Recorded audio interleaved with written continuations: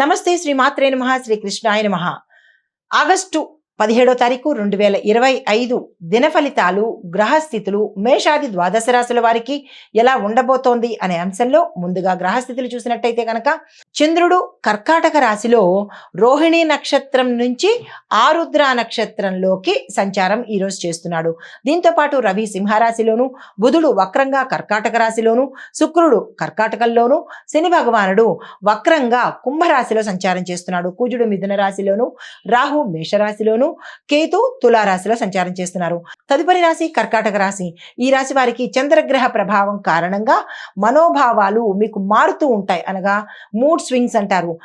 ఒకసేపు కోపంగాను, ఒకసేపు శాంతంగాను, ఇలాగ మీరు ఈ రోజంతా డిస్టర్బ్డ్గా ఉండే అవకాశం ఎక్కువ కనబడుతోంది. ఆత్మవిశ్వాసంతో ముందుకెడితేనే మీరు ఏ రంగంలో ఉన్న వాళ్ళైనా ముందుకు వెళ్ళే అవకాశం కనబడుతోంది. అయితే మీకు చెప్పదగిన పరిహారము, ఈరోజు దుర్గా అమ్మవారి ఆలయ దర్శనం చేసుకొని అక్కడ నారింజ రంగు లేదా తెలుపు రంగు పుష్పాలను అమ్మవారికి సమర్పించి మీ పేరిట పూజ చేయించుకున్నట్టయితే కనుక మంచి ఫలితాలు పొందుతారు. తదుపరి రాశి సింహరాశి. ఈ రాశి వారికి ప్రతిబంధకాల మధ్య కష్టపడి విజయాన్ని సాధిస్తారు. అంటే అడ్డంకులతో ముందుకు వెడుతూ విజయాన్ని సాధించే అవకాశం కనబడుతోంది. అధికారుల యొక్క సహాయ సహకారాలు సమయానికి మీకు అందుబాటులోకి వస్తాయి. ఖర్చులు పెరిగే అవకాశం కనబడుతోంది.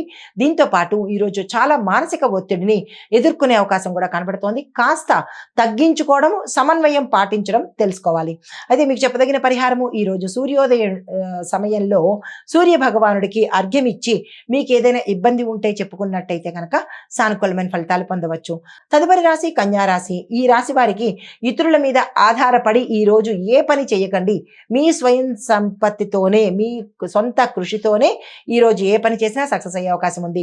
గోప్యతను పాటించండి. స్వయంగా పట్టుదలగా మీరు ఏ పని చేసినా సక్సెస్ అయ్యే అవకాశాలు కనబడుతున్నాయి. కుటుంబాల్లో సంఘటనలు మీకు ఆనందాన్ని ఇస్తాయి. శుభవార్త వింటారు.